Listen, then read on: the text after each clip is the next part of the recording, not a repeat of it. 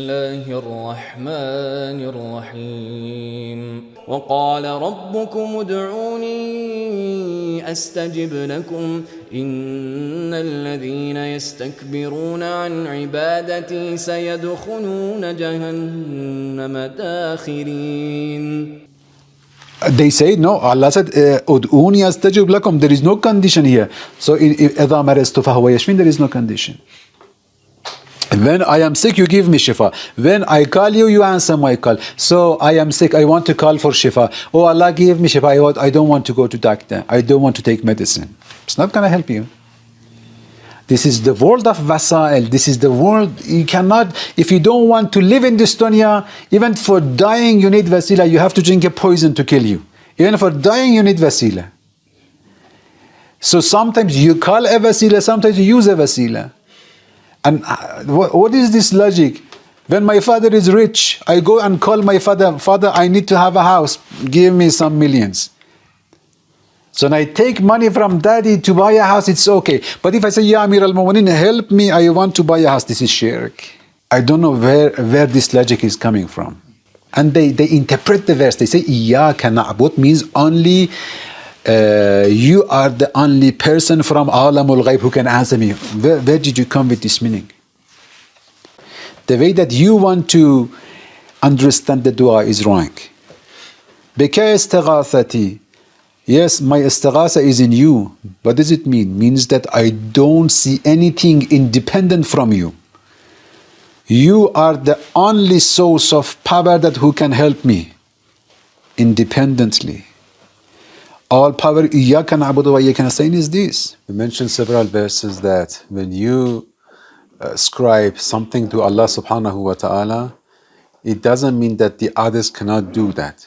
The point is that Allah is the one who does His job and His works independent from any other entity, and anyone else other than Allah are the causes under the command of Allah, and they work under the authority of Allah depending on Him. So if you consider any agent independent from Allah, you are making it parallel to Allah, that is shirk.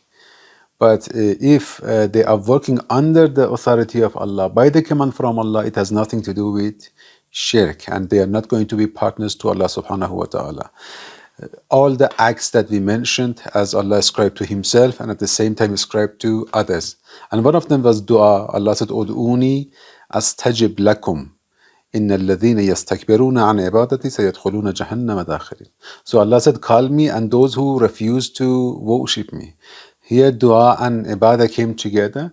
We said that dua, again, calling Allah subhanahu wa ta'ala, this doesn't mean that you cannot call anybody else, as others call each other in Qur'an. So calling others is not going to be shirk just because we have to call Allah. The same way that if Allah is Raziq doesn't mean that the others are not Raziq. If Allah is Muhyi, others are not Muhyi.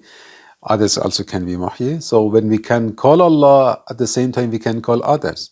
But the point is that in what nature is the calling? So what kind of calling is Ibadah? Inshallah, we will talk more on this.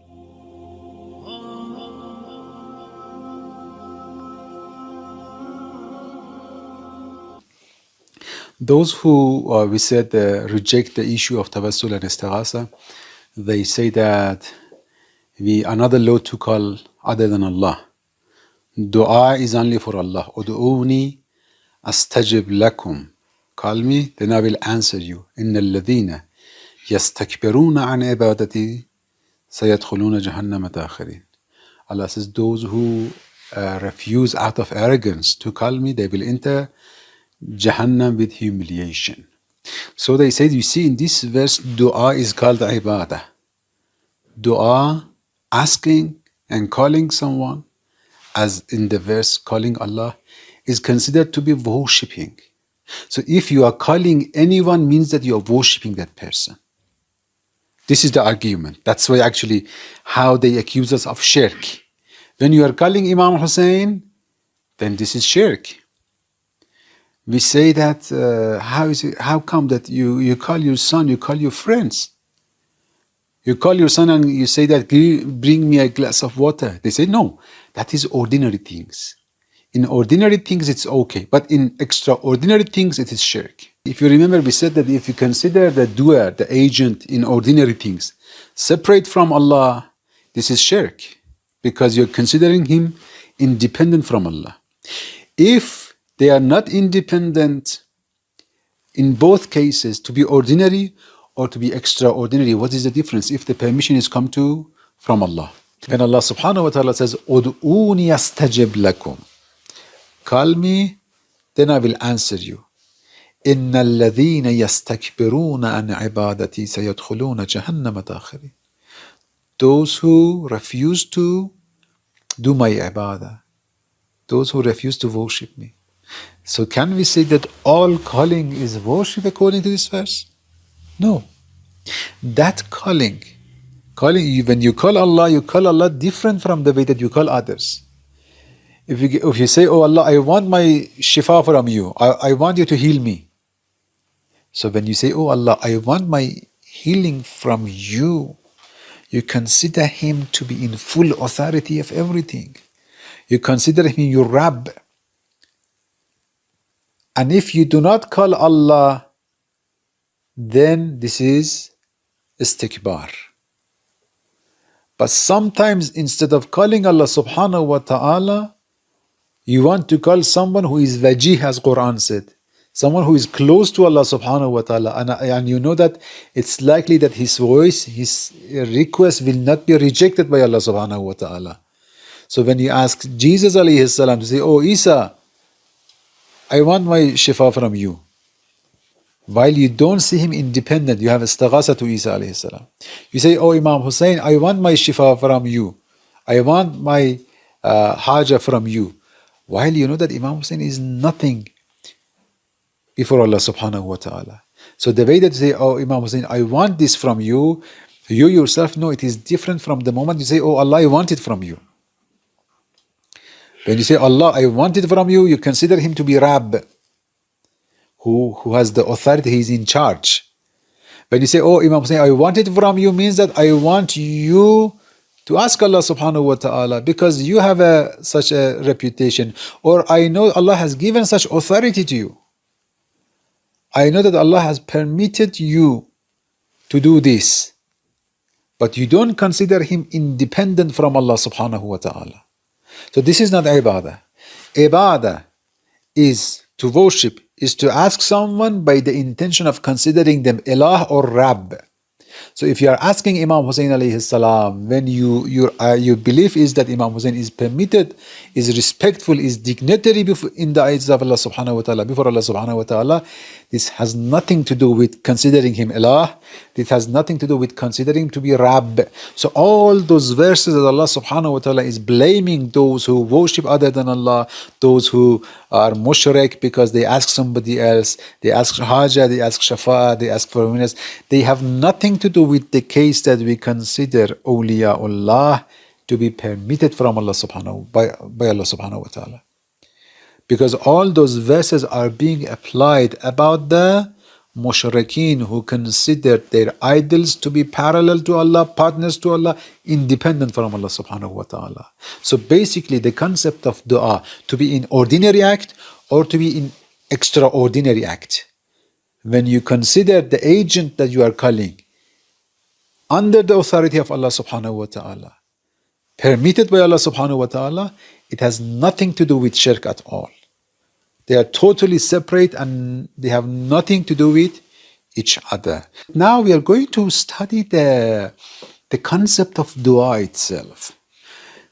The concept of dua literally and the concept of dua in Qur'an.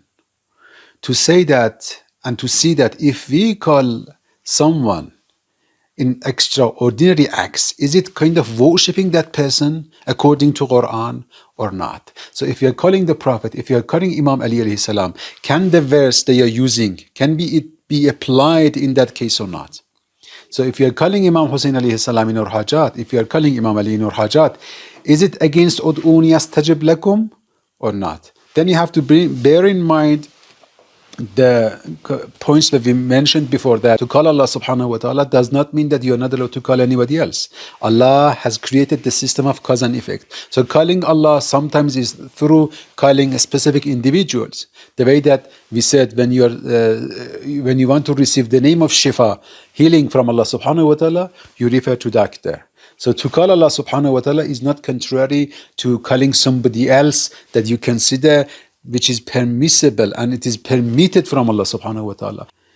We discussed those issues. Now we are going into the new concept, and that is, what is the meaning of dua? What kind of dua is ibadah? That Allah said, إِنَّ الَّذِينَ يَسْتَكْبِرُونَ عَنْ عِبَادَتِي.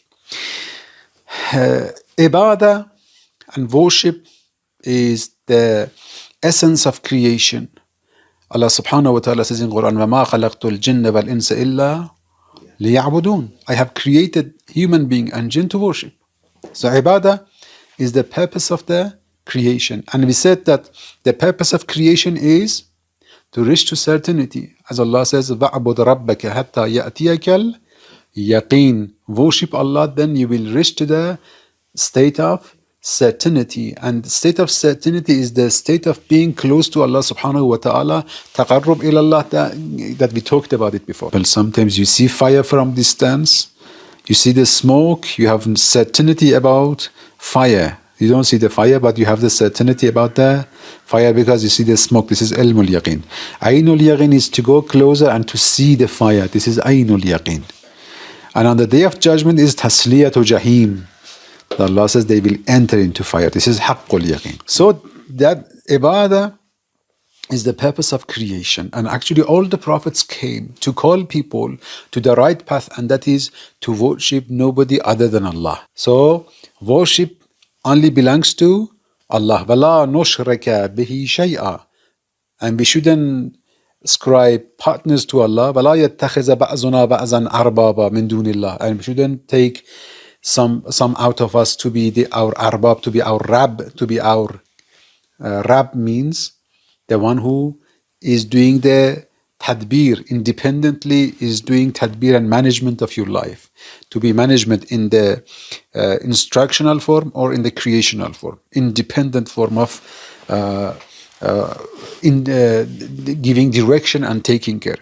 So tadbir by the command of Allah is okay. Like Allah says, فَالْمُدَبِّرَاتِ amra. There are angels who take care of the affairs and the commands in our life.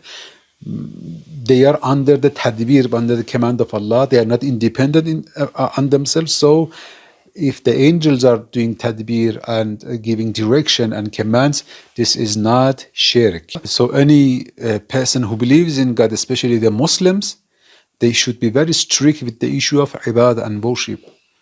And there is no doubt that no Muslim believes permissibility of worshipping anyone other than Allah subhanahu wa ta'ala. But the point is here that even though we believe in the Tawheed and Tawheed of Ibadah, to worship only Allah, but what is the relation between this worship and dua? Is calling someone worshipping him or not? We want to explain it, then lots of things will be clarified. What is to worship in Arabic? So when we are saying worship in English, we mean ubudiyya and ibadah in Arabic, because we are talking about Qur'anic concept. First we go to the lexical books to see that what they say in the dictionaries, Arabic dictionaries. So ibadah, to worship, is the maximum ultimate level of humility. This is how Raghib Isfahani defines ibadah. So if you are working for someone and you show the maximum level of humility before that person, you are worshipping him, you are mushrik. In Lisan al-Arab, al-ubudiyya, al-khuzu' wa al-tazallul. He gives the same meaning. But when we look at the act of worship, and when we look at the way that people respect each other, especially when they show humiliation and humbleness before someone, we can see that not all kind of humbleness and humility is worship. So not all khuzu and tazallul is ibadah.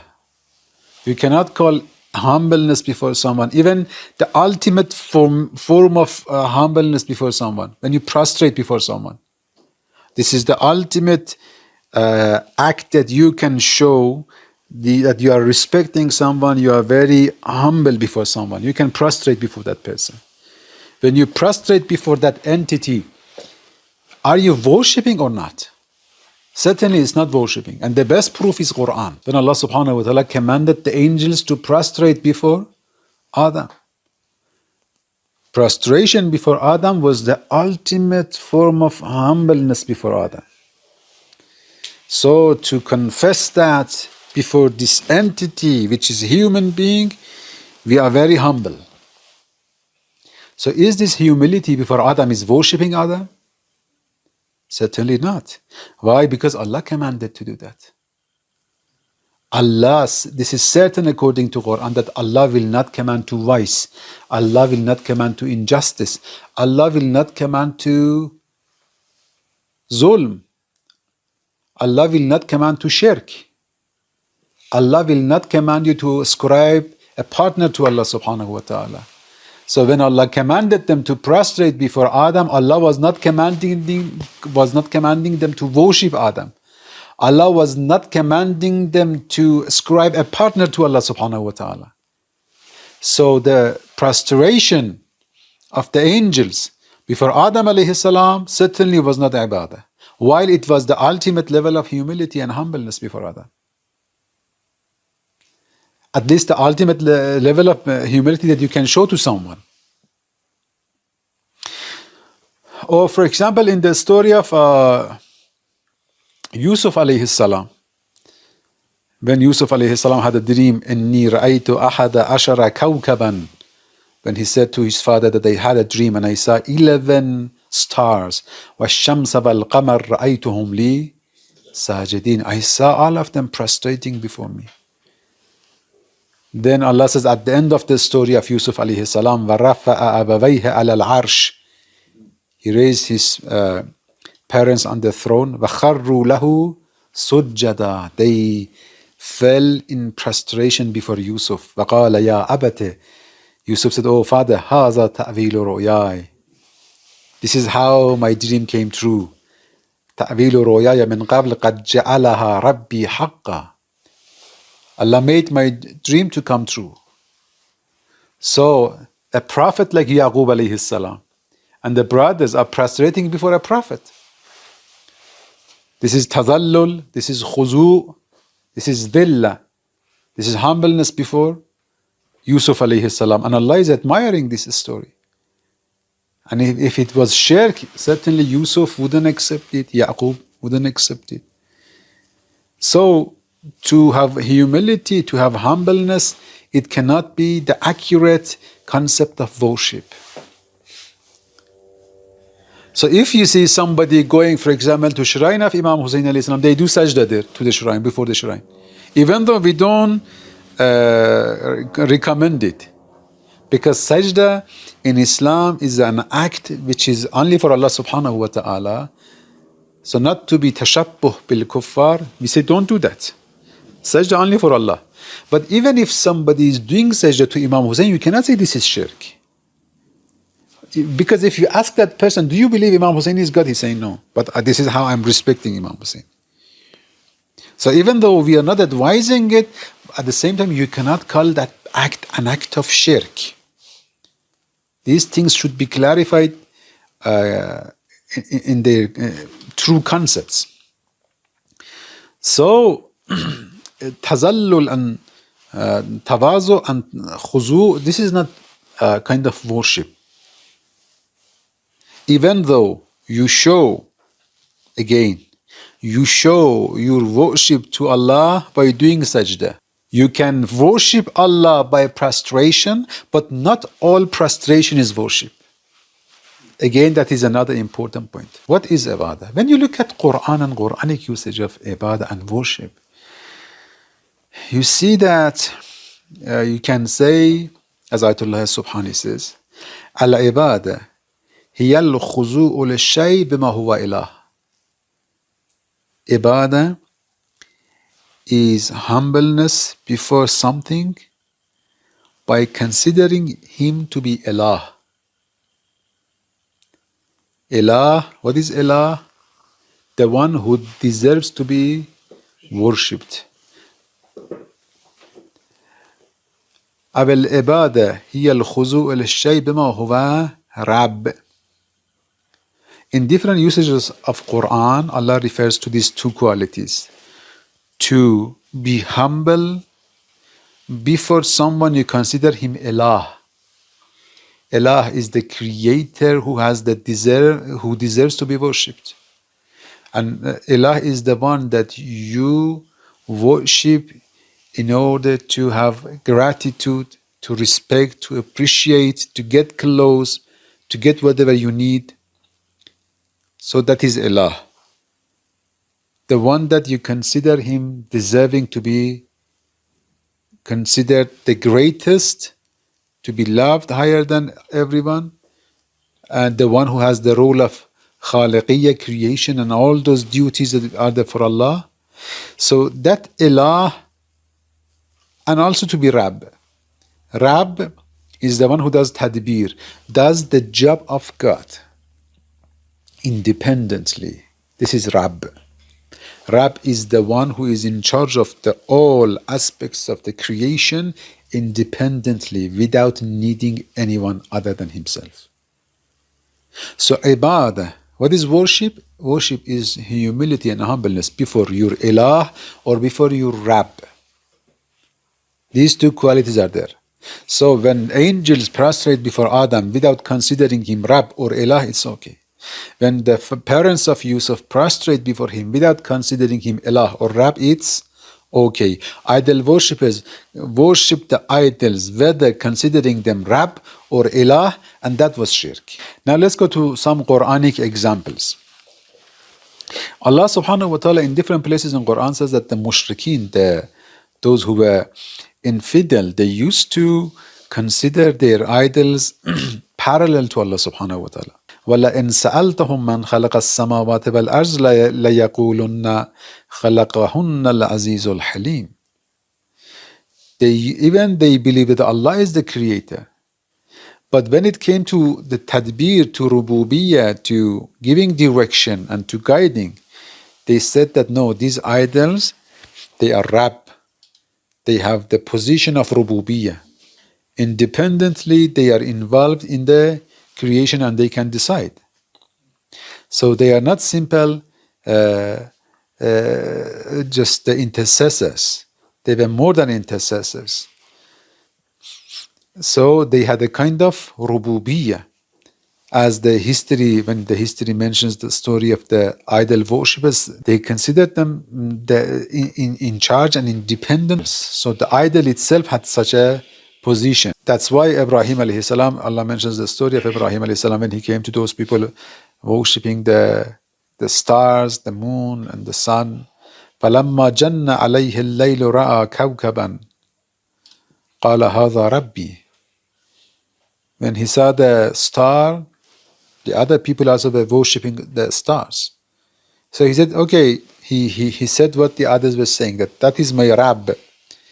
فَلَمَّا أَفَلَ قَالَ لَا أُحِبُّ الْآفِلِينَ. When the star disappeared, he said, no, I don't want those who disappear. I don't worship the one who disappears. I want someone to always be there. So you see that the concept of Rabb is being mentioned here. So Rabb is the one who is in charge independently. The Rabb who was in charge, one of the functions of Rabb was Shafa'ah.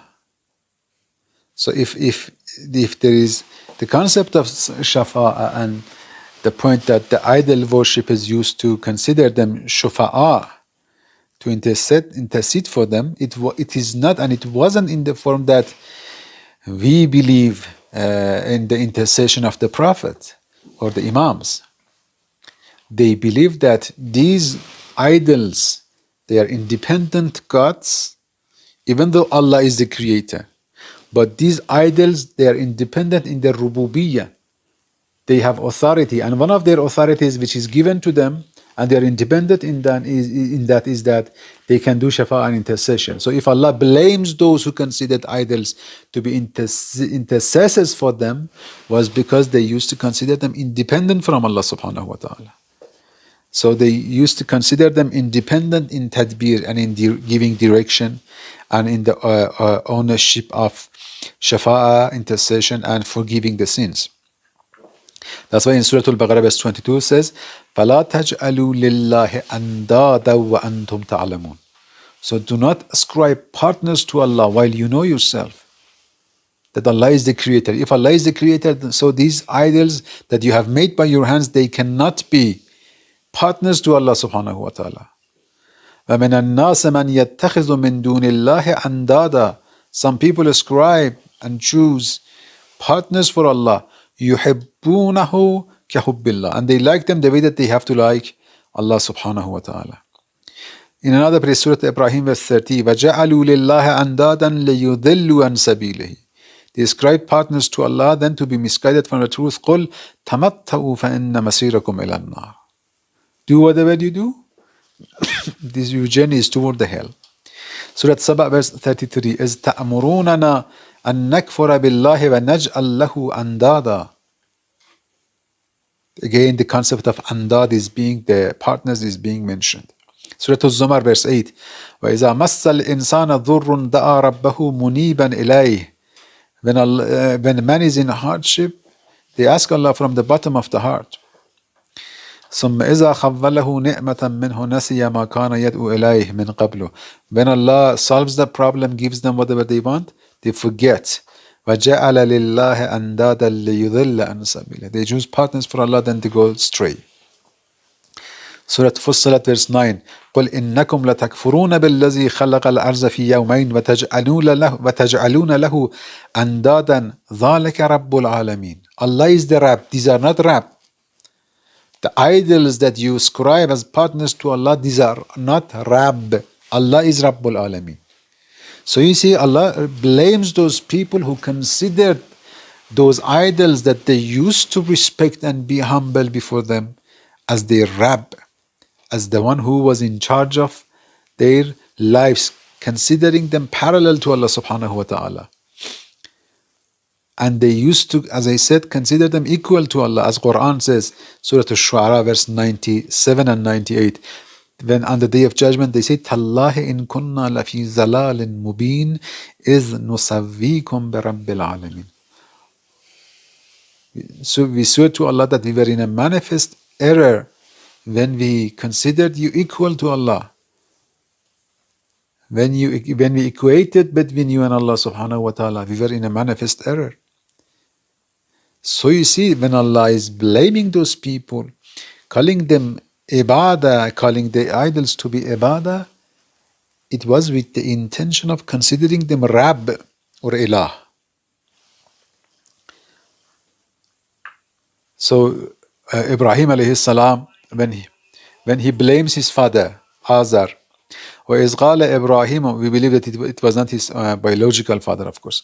وَإِذْ قَالَ إِبْرَاهِيمُ لَأَبِيهَ آزَرَ أَتَتَّخِذُ أَصْنَامًا آلِهَةً.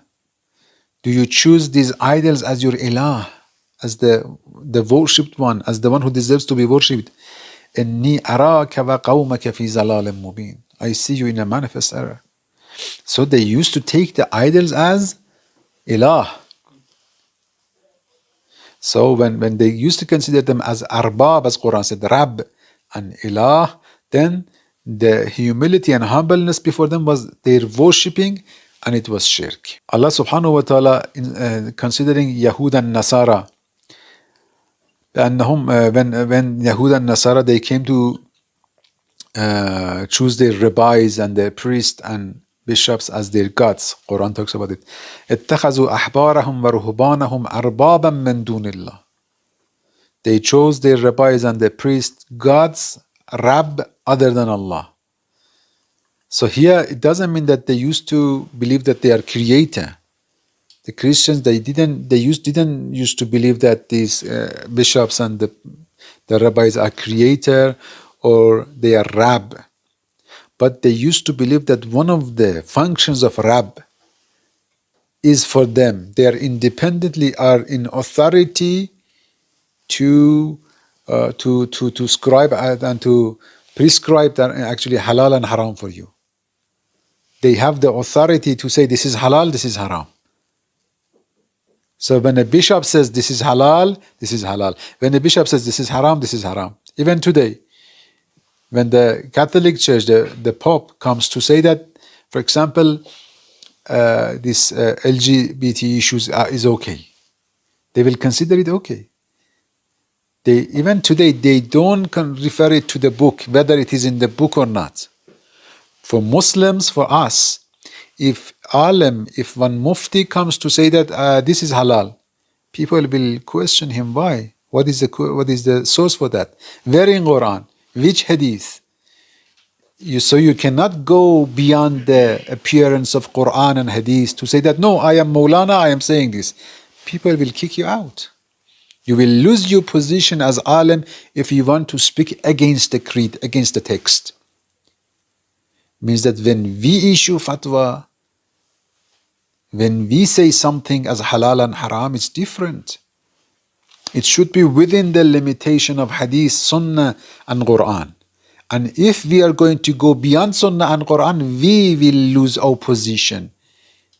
It's not that people will follow whatever we say. Of course, if they are ignorant, that is another issue. But people who know the religion, as a Muslim, specifically as a Shia scholar, you cannot go beyond the limits. If you say something against the creed, then you will be out. You will be discredited yourself. But those people, the Quran blames them because they used to believe that whatever the bishop says, whatever the rabbi says, that's the saying. That is it. They have the authority, they have the right to make halal and haram. So they had, because one of the aspects of Tawheed is Tawheed in Tashri'. Allah is a Rabb. Rububiyyah has two aspects, Rububiyyah Takwini, Rububiyyah Tashri'i. Rububiyyah Takwini is the creational aspect, that Allah creates, Allah makes the seed grow, Allah makes your body grow, and all the things that belongs to this physical, material aspect of us, this is under the authority of creational authority of Allah subhanahu wa ta'ala. The other side, what is halal, what is haram, how we can go to Allah subhanahu wa ta'ala, the instructions to come, that is Rububiyyah Tashri'i. Means that instructional rububiyyah and authority. Again, this belongs to Allah subhanahu wa ta'ala. Allah gives the guidance and permission to the Prophet and to the Imams that the Quran talks about, then they can guide people. But they are not independent in tashri'.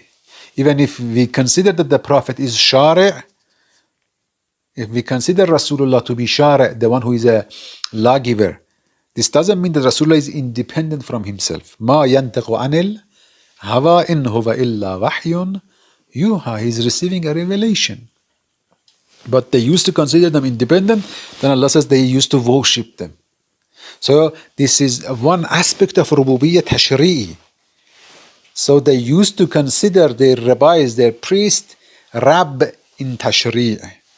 Even though they didn't worship them in a sense of ibadah, but they obeyed them in the sense of tashri'. So it was a shirk. Because one of the functions of Rabb was given to the priest and rabbi. Again, I say, considering them independent, having independent authority of making halal and haram.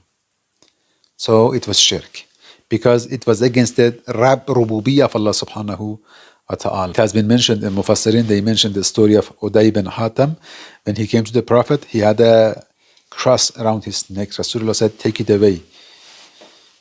And he said that we don't worship this. This is not an act of worship. Rasulullah recited the verse, اتخذوا أحبارهم ورهبانهم أربابا. He said, but we are not like those people who worship the rabbis and the priests. The Prophet said, أليس يحرمون ما أحل الله ويحلون ما حرم الله فتستحلونه. Isn't it that they make something that Allah is made halal, they make it haram? So they go against Allah. And when you obey them in whatever halal and haram they make, then you are disobeying Allah subhanahu wa ta'ala, you are worshipping them. So you see that worship is to be humble before someone according to Quran by the intention that this is my Rabb, he has the authority to decide for me, to make decision for me. Now in takween or in tashri', creational aspect or instructional aspect. Or he is my ilah, he is my God. By these two intentions, then ibadah will be formed. And the act could be sajda, could be any act. It may come with any act. So the intention is very important here.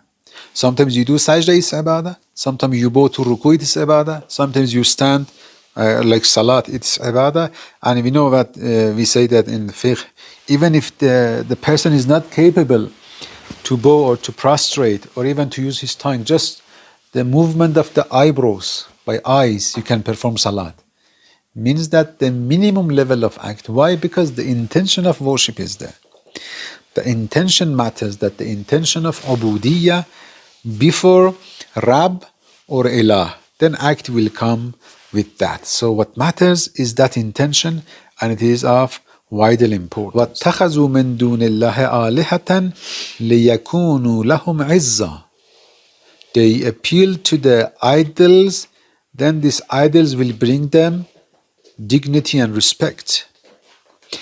While in other places Allah says it was only Allah who has such authority. فَلِلَّهِ الْعِزَّةُ جَمِيعًا. Surah Fatir verse 10. فَلِلَّهِ الْعِزَّةُ جَمِيعًا. All the dignity and majesty is for Allah. وَتُعِزُّ مَن تَشَاءُ وَتُذِلُّ مَن تَشَاءُ. O Allah, you make mighty whomever you wish, and you abase and disgrade anyone you wish. So izzah, dignity, credit is in the hand of Allah. But those idol worshippers consider that the idols are independent in this function of rububiyyah, so Allah considers them to be mushrik. So muwahhid, a person who believes in Tawheed, will not ascribe ilah, the position of deserving to be worshipped, or any other acts of Allah subhanahu wa ta'ala which are independently for Allah, for somebody else. If you ascribe healing, for example, Shafa, this is the act for Allah subhanahu wa ta'ala independently. But Allah can give Shafa to honey, Allah can give Shafa to the hand of the doctor, to the knowledge of the doctor. So you go to the doctor, that's okay. But if you consider the doctor independent in giving Shafa, healing you, then you ascribe him as your Rabb.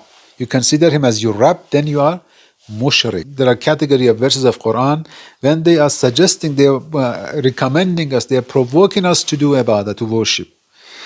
Why should we worship Allah subhanahu wa ta'ala? The question, why should we worship Allah subhanahu wa ta'ala? Allah is referring to these two functions of Him, to these two attributes of Him. He is Ilah, He deserves to be worshipped. He is Rabb, He deserves to be worshipped. So the first category, if you understood properly, the first category I recited, they were verses that Allah said, blaming Mushrikin because they were worshipping the idols, ascribing the attributes of Allah to them. What attributes? Ilah and Rabb. They were ascribing the functions of Ilah and Rabb of Allah subhanahu wa ta'ala to the idols and worshipping them. So it was shirk. And now here Allah is referring, in this second category, Allah is referring to Himself. That you have to worship me. Why? Again, Allah, when He wants to provoke people to worship Him, He mentions two attributes of Himself. He is Ilah, so He deserves to be worshipped.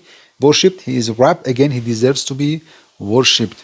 وقال المسيح يا بني إسرائيل اعبدوا الله ربي وربكم. Masih said, Ma'idah 72. Worship, O Bani Israel. Worship Allah because why? He is Rabb, your Rabb and my Rabb. When He says, Allah is my Rabb, means I am not your Rabb. Rabb is my Rabb, your Rabb. In Surah Al-Anbiya verse 92, إِنَّ هَذِهِ أُمَّتُكُمْ أُمَّةً وَاحِدَةً وَأَنَا رَبُّكُمْ فَاعْبُدُونَ. This is a one nation. وَأَنَا رَبُّكُمْ. Allah is your Rabb, فَاعْبُدُونَ. Then worship Him. Why you should worship Allah? أَنَا رَبُّكُمْ. Because I am the Rabb. Allah is saying that because I have the position of rububiyyah, then you have to worship me. In Surah Al Imran verse 51, Inna Allah Rabbi wa Rabbukum fa'buduh. Allah is your Rabb. Because He is your Rabb, then worship Him. Ya ayyuhan nasu ubudu rabbakum alladhi khalaqakum. O people, worship your Rabb. Why you should worship him? Because he is your Rabb. So when Allah subhanahu wa ta'ala is referring to his rububiyyah in all these verses, when he is commanding and provoking people to do worship, he's about to tell us and teach us that the one who is Rabb, he deserves to be worshipped. ذَلِكُمُ اللَّهُ رَبُّكُمْ لَا إِلَهَ إِلَّا هُ خَالِقَ كُلِّ شَيْءٍ فَاعْبُدُوهُ رَبُّكُمْ فَاعْبُدُوهُ. And here Allah is referring to his rububiyyah and his khaliqiyyah. Then he says, فَاعْبُدُوهُ. Then worship him. So worship is the right of entity who is Rabb, and he is Khaliq. So just simple kind of respect to someone, simple kind of calling someone is not going to be worship without having the intention that it is my Rabb or it is my Ilah. Allahu allazi khalaqakum thumma razaqakum thumma yumidukum thumma yuhyikum. He's referring to this function of khaliqiyyah, raziqiyyah, imata and ihya, to take the soul and to give back the life. هل لكم مما ملكت أيمانكم شركاء فيما رزقناكم. Is there anyone, any partner to Allah in the rizq? هو يحيي ويميت وإليه ترجعون. He gives life, he takes the life. You remember we mentioned those verses that the angels take the life. وَارْزُقُوهُمْ, give them sustenance. Here he says there is no raziq other than Allah. Here says nobody will take the soul other than Allah. قُلْ لِلَّهِ الشَّفَاعَةُ جَمِيعًا. Shafa'ah is only for Allah subhanahu wa ta'ala. وَمَنْ يَغْفَرُ الذُّنُوبَ إِلَّا اللَّهُ. Who forgives the sins other than Allah? So these verses are referring to the idol worshippers who thought that the idols are independent from Allah in these things. In Shafa'ah, in forgiving the sins, in providing people with their rizq, in giving life or taking life, in all these things. So Allah subhanahu wa ta'ala, when he is saying there is no one to be raziq other than Allah, no one takes soul or gives soul other than Allah, no one gives shafa other than Allah, Allah is referring to the idol worshippers who used to consider the idols independent from Allah subhanahu wa ta'ala. So up to here, we said that worship is a kind of humbleness that is with the idea, with the intention that I am humble before this entity because he is my Rabb or my Ilah. And Rabb is the one who is in function of tadbir, of authority and managing our life. To be raziq, to give us sustenance, to take soul, to give shifa, to give our child, to give us our when we want children, when we want anything, in any haja, any need we have. If we consider someone independent in giving those things to us, then it is shirk. And asking someone by that intention, then it will be Ibadah. So Allah subhanahu wa ta'ala here is referring to Qul, for example, Lillahi shafa'atu jami'an. Surah Al-Zumar verse 44. All the shafa is for Allah. Is it against the belief of shafa'ah that we have in Islam? No. This is against the belief of shafa'ah for the idol worshippers who consider that their idols are independent in giving shafa'ah, in their doing shafa'ah before the Creator. So when I make this idol happy, then it's over.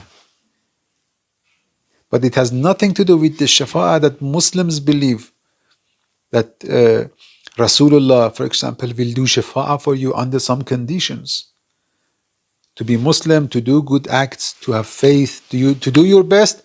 Then if you had a failure, if you had a shortcoming, Rasulullah will help you. Then if you ask that help from Rasulullah. Why? Because you believe that he is permitted from Allah subhanahu wa ta'ala. If you didn't believe that he is permitted from Allah subhanahu wa ta'ala, you wouldn't ask shafa'ah from him. So it has nothing to do with the story of the idol worshippers who consider the idols to be in rububiyyah. They are independently in charge of doing that. That's why in other places Allah subhanahu wa ta'ala says, لا يشفعون إلا لمن ارتضى. The angels will not do shafa'ah, or those who do shafa'ah, they will not do shafa'ah unless for people that Allah is pleased with them. Then Allah is proving shafa'ah. Means that they will do shafa'ah. There are shafa'ah. There are intercessors. Certainly there are those who will intercede for people. So here Allah says, قُلْ لِلَّهِ الشَّفَاعَةُ جَمِيعًا. All the intercession is for Allah. What does it mean? Means that intercession is for Allah, is not for the idols. The idols that you think that they can do shafa'ah independently, Allah says they have no right. All the intercession belongs to Allah. So does it mean that nobody can do shafa'ah? No, the other verse says, لا يشفعون إلا لمن ارتضى. They will do shafa'ah for the ones that Allah is pleased with them. So if you are a person that Allah is pleased with you, then Rasulullah is doing shafa'ah for you by the permission from Allah subhanahu wa ta'ala. It is not shafa'ah independent from Allah. This intercession is not independent from Allah. So this is not other than Allah. So when Allah subhanahu wa ta'ala says, Ud'uni Astajib Lakum, call me, then I will answer you. إِنَّ الَّذِينَ يَسْتَكْبِرُونَ عَنْ عِبَادَتِي سَيَدْخُلُونَ جَهَنَّمَ دَاخِرِينَ.